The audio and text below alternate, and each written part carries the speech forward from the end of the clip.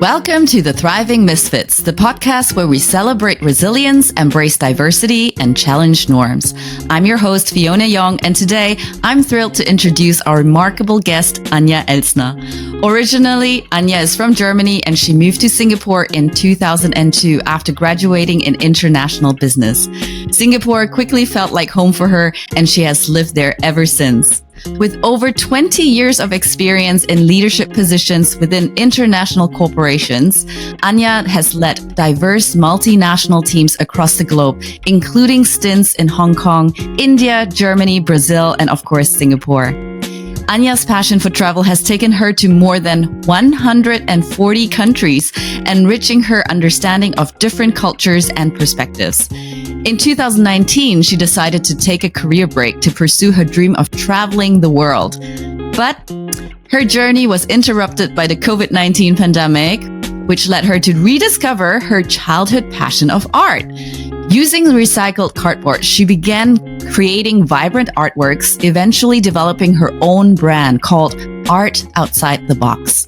Join us as we dive into Anja's inspiring journey, exploring how she turned her love for travel and sustainability into a unique and meaningful artistic expression. So welcome, Anja. Very nice to meet you. It's amazing that we have kept in touch after all these years. The first time that we have gotten to know each other was actually part of the mentoring program by the Women's Foundation in Hong Kong in 2016. It's been 8 years now. Wow, time flies. And it has been really a very interesting time for both of us, I guess. Absolutely. And of course, both of us are from Germany. So a lot of things that resonate with each other and that we have in common. So Anja, the audience would love to get to know you a little bit better, of course. So let me kick it off with some rapid fire round questions. Looking forward. Now, during the quarantine that you had in Singapore during the pandemic, you started running marathons in your hotel room. Did you ever have to explain to the hotel staff why you were pacing back and forth, making all these noises? And did they think that you've gone a little bit crazy in your room? Well, it was early days in the pandemic. So I had quit my job to travel the world and then got stuck in Germany, which was actually a good thing. So I enjoyed some family time. But eventually I came back to Singapore. So that was before vaccination, and Singapore had still 14 days quarantine in place, right? So I was picked up at the airport and brought to the hotel. At that time, because I wanted to travel, I didn't work and I had to keep myself busy during the day. I didn't have a master plan of doing exercise and running a marathon, but literally it was on a Friday night where a friend called me and we were talking, and she is like, there are these people who do marathons during their quarantine in the room. And, I was laughing it off and thought, okay, how crazy is that? But I don't know, the next morning I woke up and I was thinking, why not give it a try? Obviously, I couldn't run because the room was not that big, but I paced up and down for, more than 8 hours. I think nobody knew what I'm doing because obviously I didn't mention it to anyone. The hotel staff just rang the bell 3 times a day, morning, lunch, and evening. But they didn't even expect any reply because they just put a box of food outside on a chair. And then it was for me to pick up the food and eat it. But close to, I think it was 4 or 5 o'clock in the afternoon when I was kind of wrapping up my 8.5 hour walking back and forth, my parents called me. And they're, how are you? How are things? And I'm like, well, I'm actually quite busy. And if you stay on the phone for another 10 minutes, you will walk with me into the finishing line of the marathon. And they did it.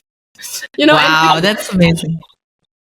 Yeah, I did it right in the beginning. Then I decided to do another 2 because it was like I recovered for 2-3 days and then I did another one because I thought, okay, 1 is great, 2 is excellent, but usually 3 is a nice number, right? So yeah, it was quite an experience.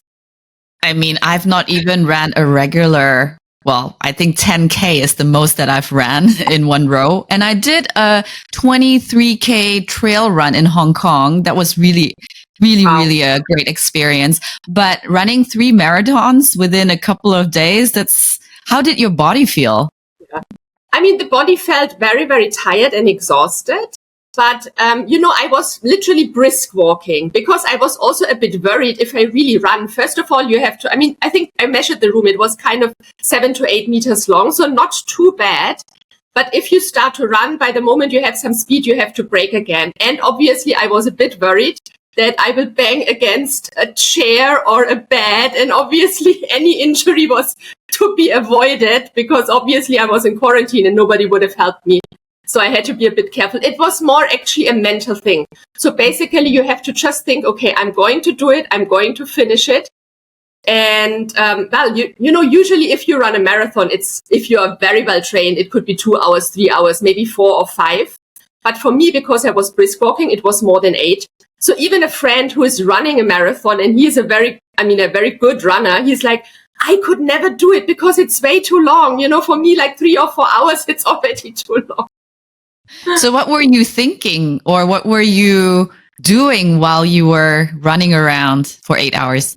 Yeah. So for the first one, I was mainly trying to concentrate. You come into a flow kind of state and into a meditation kind of thing. For the first one, I was listening to upbeat music to keep me energized. And then for the second one, I had basically downloaded some audiobooks and, some podcasts and things to keep me entertained. So every hour I kind of changed the program to not always listen to the same thing. And that was actually a good strategy because, mentally you're engaged and your body just moves up and down and yeah, it works. Now, I have known you in the beginning as a very professional corporate lady, leader in your organization. And then you pivoted also into the love of art. And I will always treasure the art piece that you actually gave to my son. He loves it. He still looks at it all the time because of the vibrant colors. Now, your art is all about turning recycled cardboards into masterpieces. Have you ever had a funny moment when someone mistook your art supplies for trash and tried to throw them away? Touch wood, so far it hadn't happened. So nobody really took it away. There was one incident. So basically one artwork is missing. We don't know what happened to it. I had an exhibition in a hospital. It's a long story, but basically I created this art and then wanted to give back and also do something good. So it was exhibited there and then people could donate it and donate some money and they received an artwork at the end of the exhibition.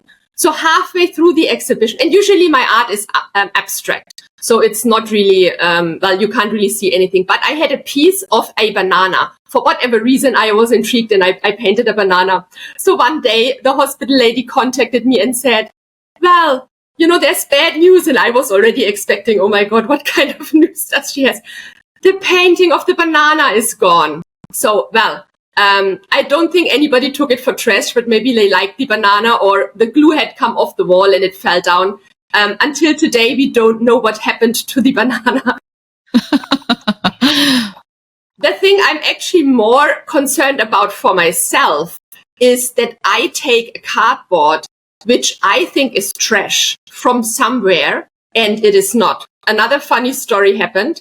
So basically, I had my own cardboard boxes from my move from Hong Kong back to Singapore, which I cut into pieces and painted them.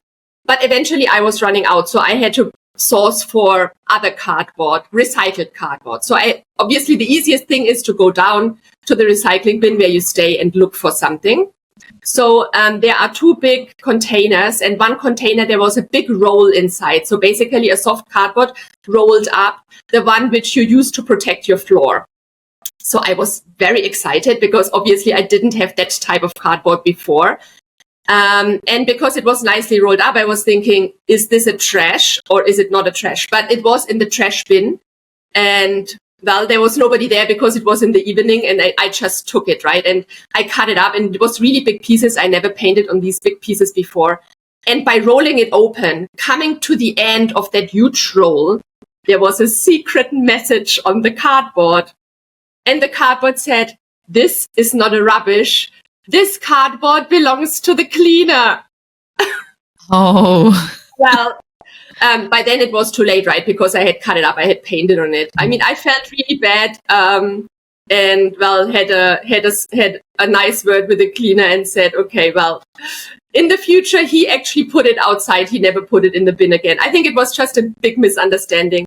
And usually Right. take cardboard from outside. So the other day I was walking past a big, nice house in Singapore, and they had just bought 2 huge TV flat screens. And I love those cardboards because they're very sturdy and they're big.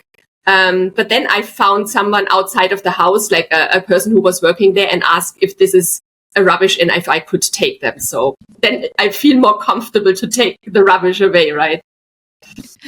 Wow, that's amazing. Now, you and I, we love traveling the world, but I didn't even hit 140. I was just counting, and I think maybe, I don't know, 30 countries, something like that. That's But awesome. you grew up in Germany, right? And how did your early experiences in Germany actually influence your perspectives on culture, on your identity, and now traveling the world?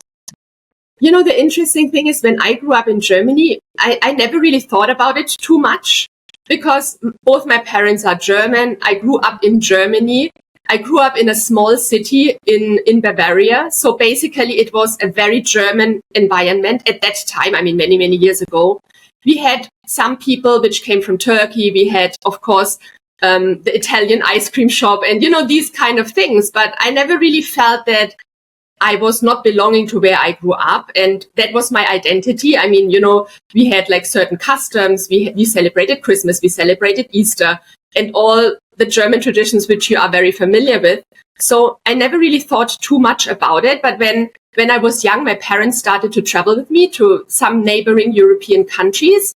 And of course, then people speak Italian, they speak Spanish, they speak different languages. So I was very intrigued by that. And somehow I was always a very curious child and always wanted to learn more. And I remember once we were in Spain and we met a young boy and he tried to figure out where we were from. I was maybe 5 or 6. And he spoke to us in multiple languages to basically figure out which language we are replying.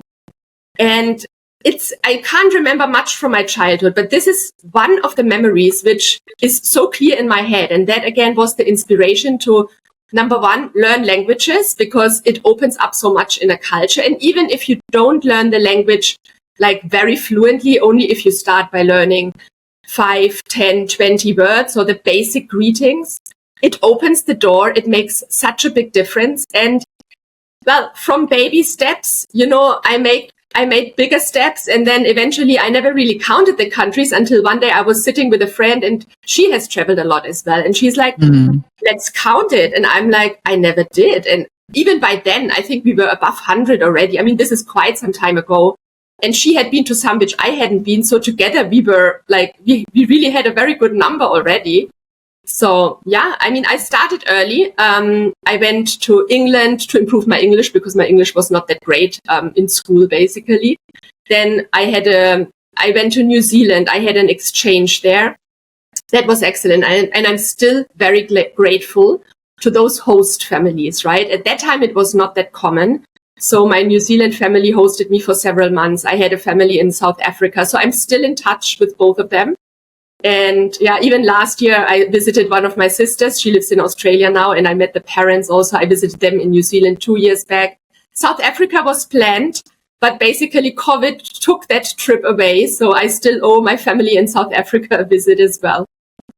I mean, that's amazing that you're still connected with them. And I also had a chance to stay with a host family in Paris. That was a really interesting time, actually, and just an interesting way to experience culture firsthand. And then I had, of course, like one of my favorite memories, my 1 year in California. Unfortunately, my host parents passed away already. They were quite old when I was there with them. So I was 16 years old and they were already in their 70s. And they were so welcoming and they just really gave me that flavor, that authentic flavor, how it's like to live in the States. And it's not really like how it's like in the movies or in the sitcoms. Yeah. And I think these experiences, these cultural experiences, especially when you're all by yourself, without your family, without your friends, this is where you as an individual grow. And, you know, really interesting that for me, I never felt that I truly belong in Germany. And that's the reason why I wrote my book, right? And then I moved to California and there were lots of Asian kids there, lots of Asian, a huge Asian community. And I felt that, oh, maybe I belong finally. But I underestimated I would say the cultural shock, but also missing home, missing my family. Yeah, that was a real eye opener for me because I thought, okay, I'm going to be independent. As a 16, 17-year-old, you want to be independent, but then it really hits you that you do have what we call in German Heimweh, right? We miss our home. Yeah.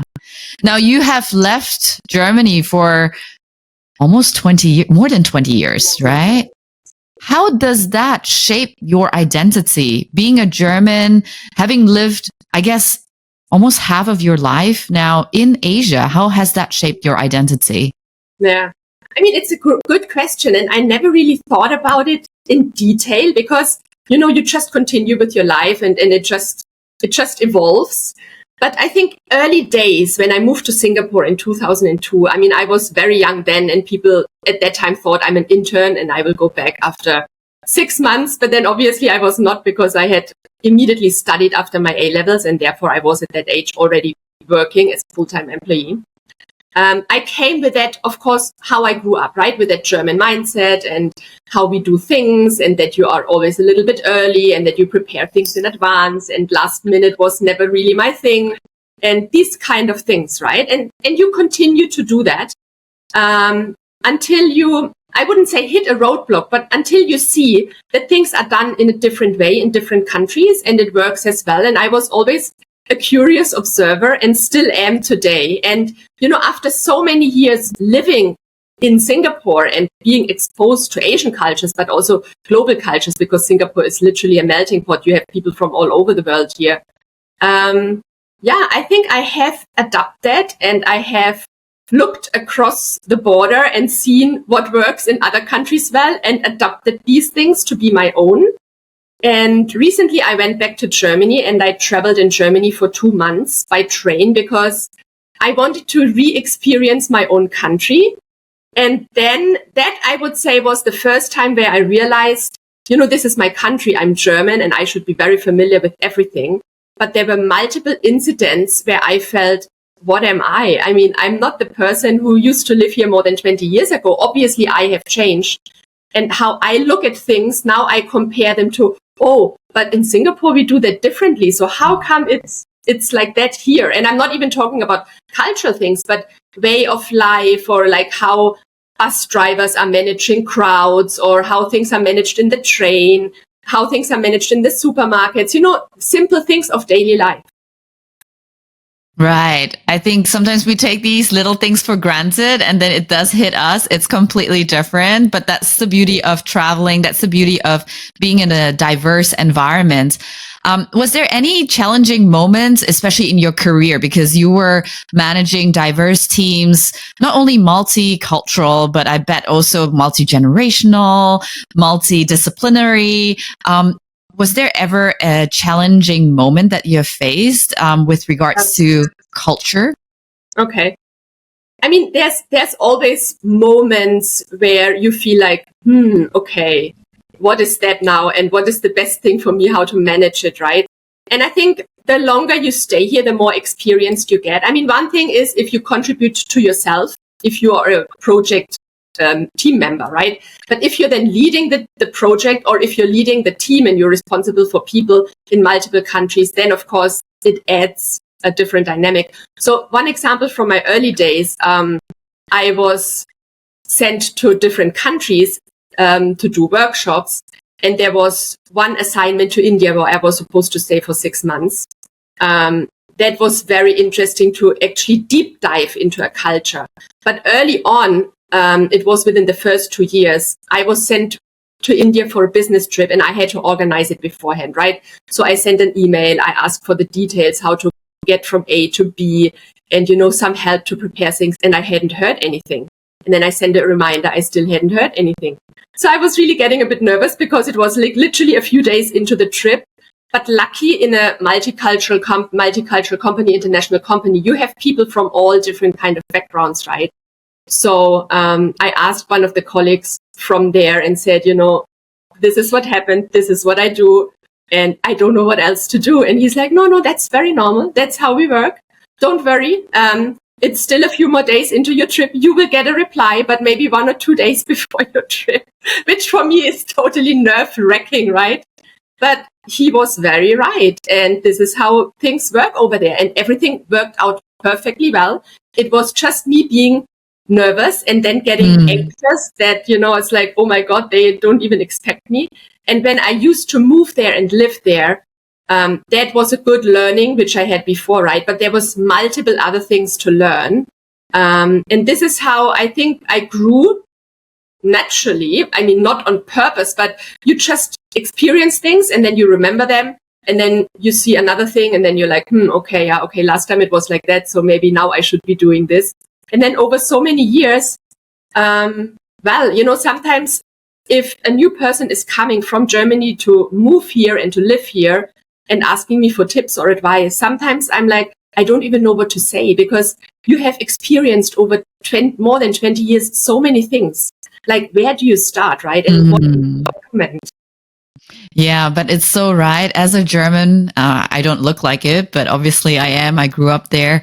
Time is such an important aspect. And now having lived in Asia for almost 15 years myself, I have become a little bit more relaxed and laid back with it and just go with the flow. I think that's the right mantra. Sometimes you just have to go with the flow, but still have a structure. I think that's the balance that we need to have. Yeah. I agree. Now, you did take a career break, particularly to travel and to rediscover your creative side.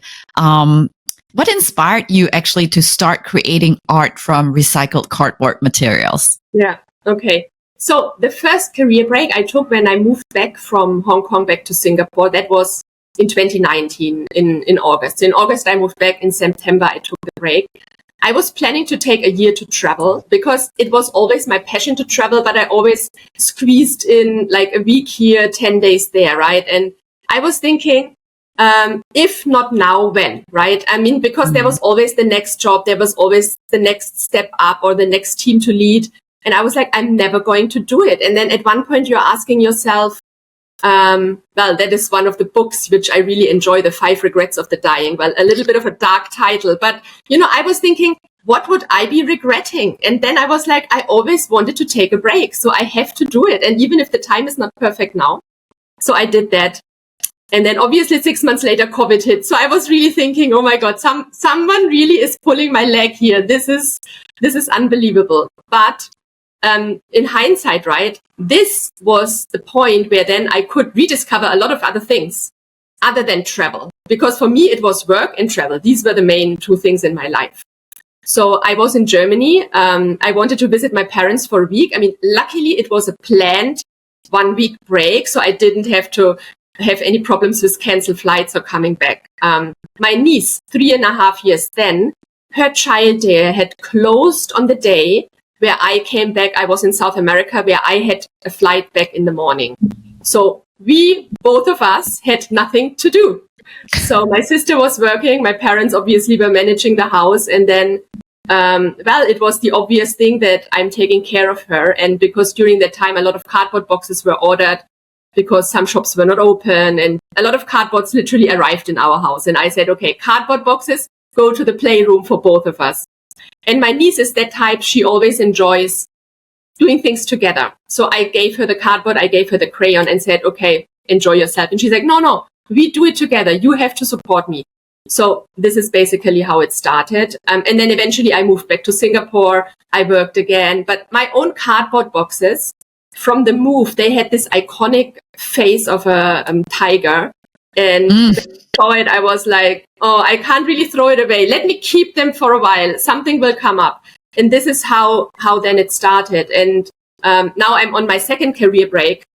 So last year in April, I was in Hong Kong visiting a friend. And during my time in Hong Kong, we always loved to go to Art Basel and all the art exhibitions. So it was during Art Basel where we were standing at a booth and looking at one of the artworks, and it reminded me of something I had actually done before I moved to Singapore. I like to do collage from magazines. So I cut out things from magazines and put them together. And it was a similar work. And cut a long story short, I said, I can do that. Obviously a bit too boastful, right? I mean, this is Art Basel, after all, one of the most important art fairs, or the most important art fair. And then over a glass of wine, I told my friend, I will do in April one piece of art every day. And as a proof, I will send you a picture. And she was very supportive. She always commented and said, oh, great. So I continued, right? And then it was, I was totally in the flow. I enjoyed it so much, which I didn't even recognize myself, because for me, it was always travel, right? And this somehow became another thing which was even as important, or now, definitely as important, or could be combined with travel. And I then opened my Instagram account for that and that exhibition in the hospital, because I wanted to do something good with it, and I wanted to show it to people and not just keep it in my guest room, which is now full of cardboard boxes, painted and non-painted ones, as you can imagine. Wow, that's amazing. And I remember you actually lending me that book, The Top 5 Regrets of the Dying. This is one of my top 3 books, to be honest, until now. It has changed my life. It has shaped my life, my journey. And I would recommend that to anyone, to just pick up that book. But I would also say read it in your maybe personal space, not necessarily in the public, because it is tear-jerking. I was crying and crying. So definitely pick up that book. Now, some of the younger generation, especially here in Asia, they're being drilled by their parents that they need to study medicine, law, become an engineer. So how would you provide advice to these aspiring young artists to go with their passion, to pursue their dreams in terms of art? Yeah. That is a very good question, because for me, of course, it's slightly different, right? I have worked for 20 years in the corporate world. I was able to establish something, right? And now have basically the luxury to indulge into maybe that type of hobby. Whether it will be a profession or something else, who knows, right? But definitely it's so important to me now that I will continue to do it. I always feel you are very good at things which you really do enjoy. So if you enjoy art, definitely go for it. But again, it depends, right? To really establish and make money as an artist, and I have spoken to some galleries and to some younger artists to also understand what they are going through. It is definitely not an easy journey. But okay, these days, right, what is an easy journey? Even if you have business and you want to work in corporate, or if you are a doctor and you are in one of the hospitals. I don't know if that is really easier. Okay, maybe your salary will be better eventually. Yes. But it's really important that you find your calling.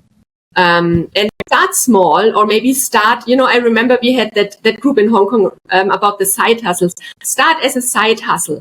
Have something in place which generates a certain income, whatever you need. I also realized that you don't need so much at the end of the day. You always think you need that new shoes or that new whatever it is, right? Even for me, traveling. I mean, these days, while I was also staying in nicer places. But now that, I have to look at where I want to stay. I'm staying in hostels. I'm sharing rooms. This again is great for me because I'm meeting people from all different kind of life. I'm meeting very much the younger generation, which if I stay in a normal hotel, I would be rather isolated. I would never meet them. So there is always an advantage to things which happen. And you always have to approach it with a sense of curiosity, open mind, and just see what is coming. Because, from a German point of view, I always feel like I need to plan. And if I have a plan, I need to make sure that I implement the plan, and then the plan will work out. But that was the biggest learning also during COVID, right? You can have the best plan in the world, but things will be different, and you then have to approach it with a positive mindset. Also, when I was working, and it was the first day of my first holiday, we were in Italy, and I misstepped and I broke my ankle. So that was the biggest nightmare. But again, I mean, my sister said it actually, you know, because she was talking to a friend and I was sitting on the sofa with my broken ankle. She's like, yeah. And my sister's friend was asking, how is Anja? And she's like, no, actually, she's fine. It's quite surprising, but you know her style. She's quite positive and she's trying to, well, see good things in it. And, she's okay. She will be fine. And it was a difficult journey, right? First of all, with the broken ankle, I was in Germany then. And then all the physio and until you walk again. But again, the marathon thing came back because, you know, in the hospital bed, I told the doctor, I'm a marathon runner. Okay, a bit overestimating, right? I mean, but I did several. So I'm like, I need to walk again. How long will it take? And he's like, it takes too long. And then by December, so before the end of the year, I actually went down to East Coast in Singapore. I was back in Singapore. I was not allowed to run at that time because, of course, the muscle had to rebuild and everything. But I was pacing up and down the East Coast for these 42-something kilometers to do a marathon. And for me, this was more like, it was crazy. I mean, it was insane, actually. It was a very hot day. But I needed it for my own kind of inner self to say, okay, I'm not handicapped anymore, because obviously during that time, you know, it's like, oh, here's the handicapped toilet. You don't have to go down the staircase, which was a nice gesture. But, you know, you were always healthy and all of a sudden you're sent to the handicapped toilet. That really did something to me. I was like, okay, I'm going to do that. And then I'm not handicapped anymore. And this is like a story of the past, which I'm going to tell at one point. Wow, that's amazing. You have so many amazing, inspiring stories, Anja. And I think we could go on and on and on. But, you know, this is the end of today's podcast episode. In today's conversation with Anja, we explored the remarkable journey of a global citizen whose childhood in Germany set the stage for a life filled with exploration and cultural immersion. Throughout our discussion, Anja shared insights into the challenges and rewards of navigating cultural complexities, emphasizing the resilience fostered by her diverse experiences as well. Now, her decision to take several career breaks now and delving into art during the COVID-19 pandemic not only reignited her creative spark, but also birthed her unique brand, Art Outside the Box. Her journey is a testament to embracing one's identity and turning challenges into opportunities for growth and creativity. So if you found today's conversation as enlightening as I did, make sure to subscribe to the Thriving Misfits podcast on Spotify, Apple Podcasts, and YouTube to stay updated on our latest episodes. Thank you for joining us on this journey of empowerment and inclusion. And remember, each one of us has the power to make a difference in creating a more inclusive world. Until the next time, keep thriving, Misfits.